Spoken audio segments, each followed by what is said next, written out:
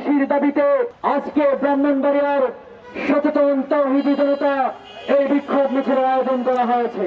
মুসলমানের দেশে শাহজালাল রাসূলের কোনো ঠাঁই হবে না। বিশ্বনবী মুহাম্মদ রাসূলুল্লাহ সাল্লাল্লাহু আলাইহি ওয়াসাল্লামকে নিয়ে কুখ্যাত রাখালরা কটূক্তি করেছে এবং তার কটূক্তি শুধু ব্রাহ্মণবাড়িয়ার মুসলমান নয়, শুধু বাংলাদেশের মুসলমান নয়, বিশ্বের প্রায় 250 কোটি মুসলমানের অন্তর আঘাত করেছে। আমাদের সেই ভালোবাসা আবেগের জায়গা থেকে এবং ইমানি দায়িত্ব থেকে সেই কুখ্যাত রাসূলের কটূক্তিকারী রাখাল রাহার ফাঁসির দাবিতে এবং আল্লাহর রাসূল সাল্লাল্লাহু আলাইহি ওয়াসাল্লামকে কটূক্তিকারীর সর্বোচ্চ শাস্তি মৃত্যুদণ্ডের আইন পাশ করার দাবিতে আজকে ব্রাহ্মণবাড়িয়ার সচেতন তাওহীদি জনতা এই বিক্ষোভ মিছিলের আয়োজন করা হয়েছে।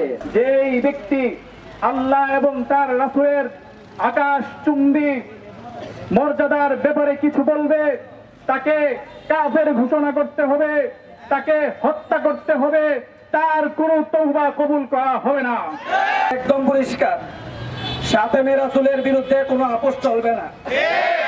সে যে পদেরই থাকুক, সে যত বড় ব্যক্তিত্বই হোক, শাতেমে রাসূলের কোনো দলীয় পরিচয় নাই, কোনো ব্যক্তি পরিচয়ও নাই। শাতেমে রাসূল মানে তাকে কতল করতে হবে। সে আলেম হোক, সে জালেম হোক, শাতেমে রাসূলের বিরুদ্ধে আমরা কথা বলবো। এর বিরুদ্ধে যারা কথা বলতে আসবে, শাতেমে রাসূলের যে শাস্তি, শাতেমে রাসূলের পক্ষে যারা দালালি করবে তাদেরও সেই একই শাস্তি হবে।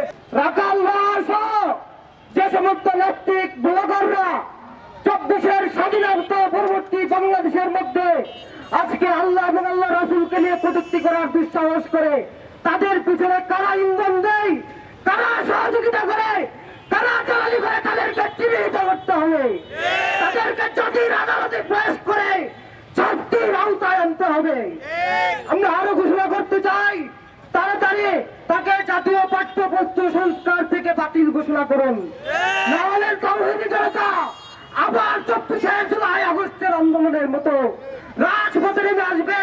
এই আন্দোলন চালিয়ে রাখা যাবে না। যদি আমাদের এই প্রধান দাবি আগামী সংবিধান সংস্কারের মধ্যে রাখা হয়, আবারও তারা আমাদেরকে অন্য কোনোভাবে বোঝানোর চেষ্টা করে।